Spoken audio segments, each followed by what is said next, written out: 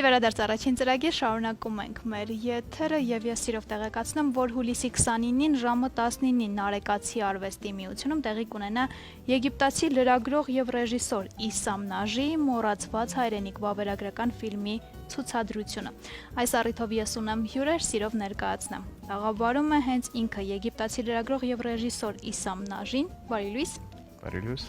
Եվ իհարկե թարգմանիչ Նարինե Հայրապետյանը, բարի առավոտ։ Բարև ձեզ։ Շատ ուրախ եմ ողջունել ձեզ մեր տաղավարում եւ շատ կարեւոր թեմայի շուրջ է ֆիլմը, թեմայի մասին է ֆիլմը։ Նախքան սկզբից ինձ հետաքրքիր է ինչպես ինքը ծանոթացավ Հայաստանին, ինչպես իմացավ հայերի մասին եւ առաջին ծանոթության տպավորությունների մասին կուզեմ իմանալ։ So it's a very important topic, of course, but first, before starting, we'd like to know your connection with Armenia. How did you get acquainted with the culture? And I have been acquainted with Armenia since I was 16 years old. 16 տարեկանից է ինչ Հայաստանով հետաքրքրված եմ։ So you can tell it's been a long journey. Շատ երկար ճանապարհ եմ անցել։ And because Armenia's history is very rich, and the geopolitical role or the geopolitical position that Armenia has been put on since centuries has been intriguing me big time. Հայաստանը բնականաբար ունի շատ հարուստ պատմություն եւ այն դերը այն գեոքաղաքական տեղը, որտեղ Հայաստանն էր երկար ժամանակ, բնականաբար ինձ անչափ հետաքրքրել է։ The uniqueness of Armenia, its language, its music, its culture, its art, even the faces of the people, they speak a lot. They are so weaved into each other that can give you an impression that this is not just a country on the map. There is a lot to be told about this country. Հայաստանը յուրօրինակ է ամեն առումներով, սկսած մշակույթից, երաժշտությունից, լեզվից, նույնիսկ մարդկանց դեմքերով։ Այդ ամենը ստեղծում է մի ունիկալ համադրություն, որը ցույց է տալիս, որ Հայաստանը ընդամենը երկիր չէ, այլ մի մեծ բան։ So this is what keeps me on coming to Armenia. Ահա թե ինչն է ինձ ստիպում վերադառնալ Հայաստանին։ Հետաքրքիր է, որ կարդալով իր հարցազրույցները նախքին, գիտեմ, որ հատկապես այս անգամ դժվար էր իր համար գալ Հայաստան։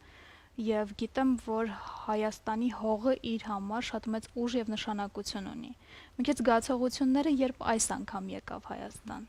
Reading your previous interviews, it was obvious that Armenia was like very important for you, like always. But she's interested. What about now? How did you feel after visiting Armenia in such state, in such difficult times? I love Armenia big time, and it doesn't make sense if you love a place, you love certain people group, certain nation, that you will be only there during the good times. You have also to be there during hard times as well. Ես Հայաստանը շատ եմ սիրում եւ այդ սիրո մի մասն է լինել Հայաստանում ոչ միայն լավ ժամանակներում, այլ նաեւ դժվար ժամանակներում, գուցե ավելի շատ հենց քան թե լավ ժամանակներում։ And this is what intrigued me to do Morazvat Harenik, because I don't think that Armenia deserves this. I don't think that Armenia deserves this international silence about what happened in 2020, and because of such uniqueness you have in this country, you need people to know exactly what happened, and this is why I came here to film Morazvat Harenik.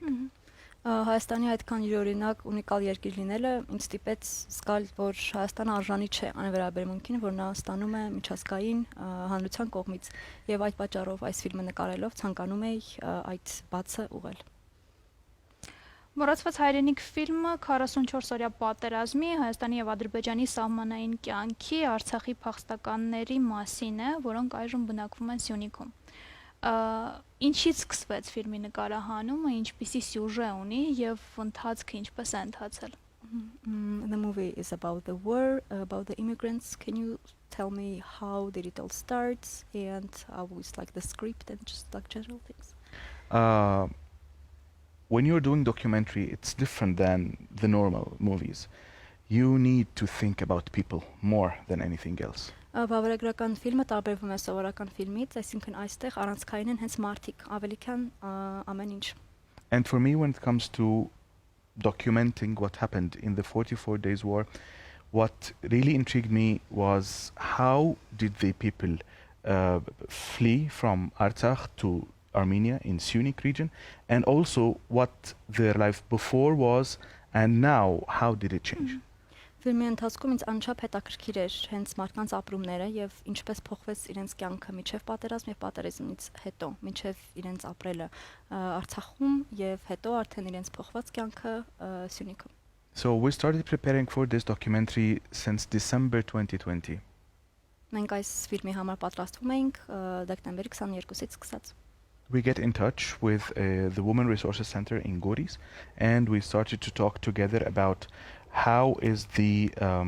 scale of the issue there, what is really happening in Syunik, because this film does not only talk about the 44 days war, it takes it only as a step to think about how to rebuild and to heal the wound after that. So it not only stops and talks about the 44 days war, it takes it to another level of how can we see Armenia differently and we can push and build this country for the future. Ֆիլմի նկարահանման համար անչափ կարևոր էր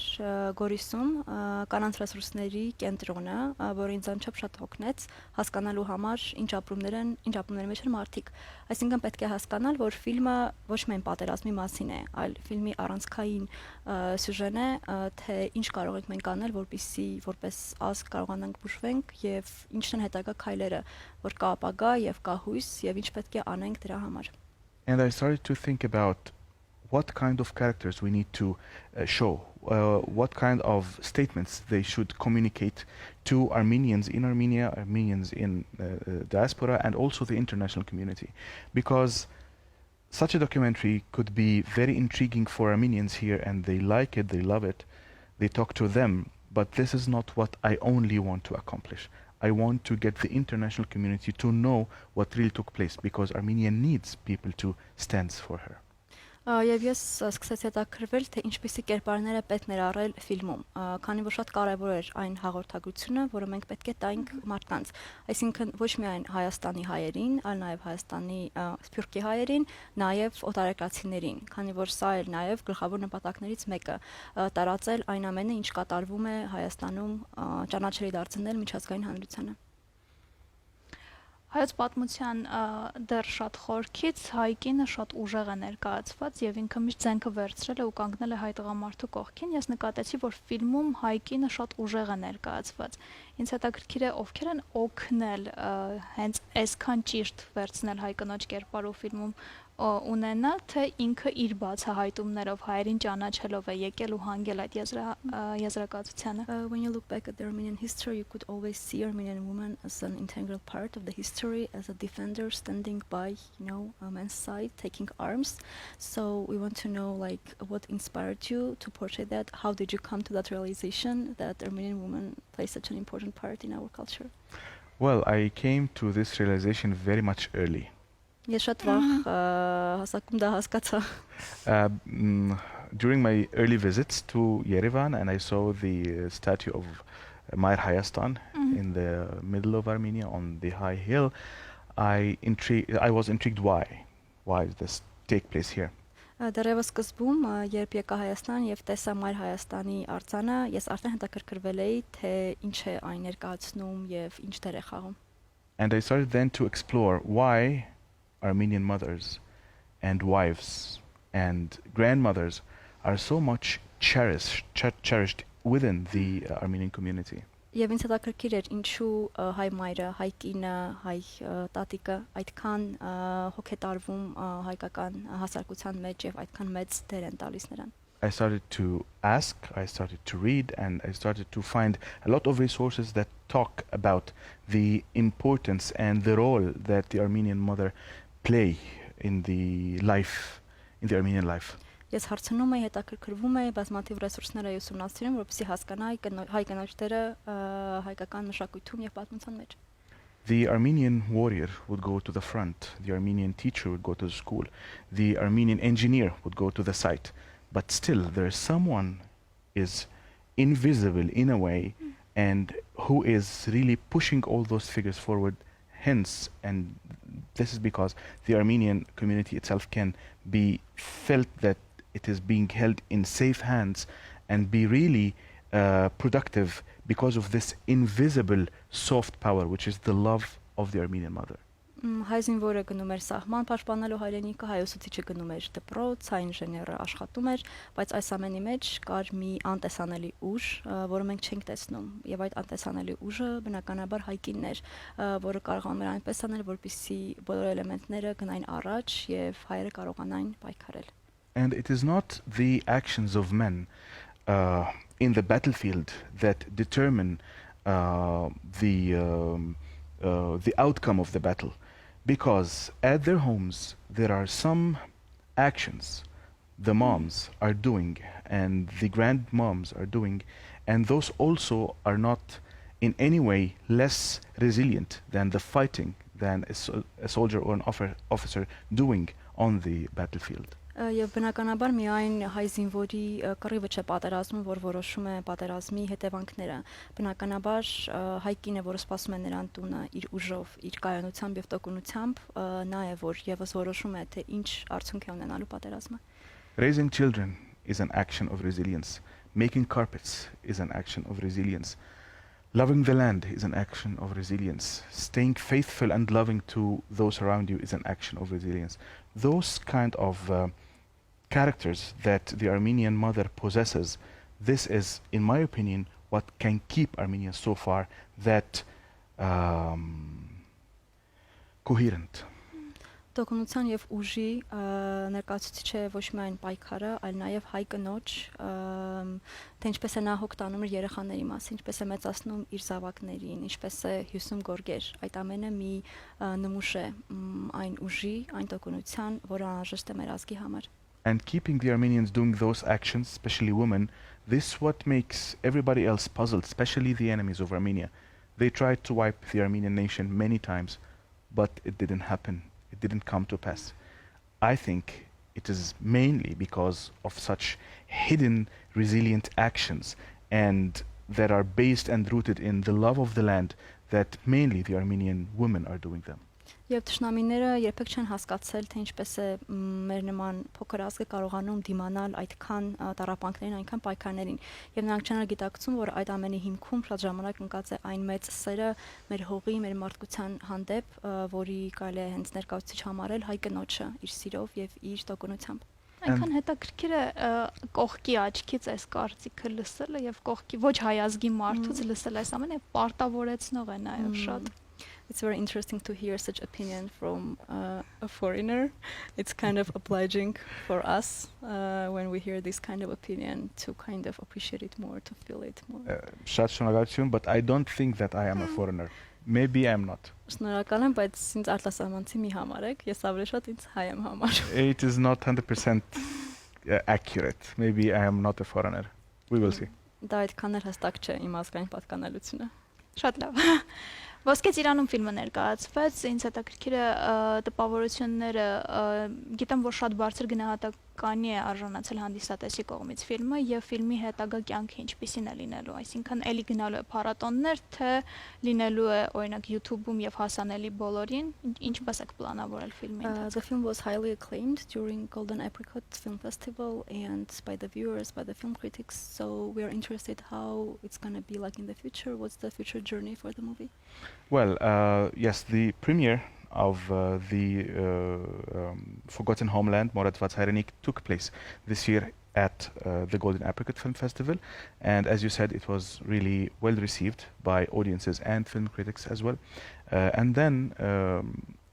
the plan is I want to take this film first to Armenians in Armenia. In some cities so far, we did 2 screenings in Goris, where the film was filmed, and also in Gyumri, and both screenings were great, and the reception of the screenings by the Gorisians and by the people of Gyumri was very, very much,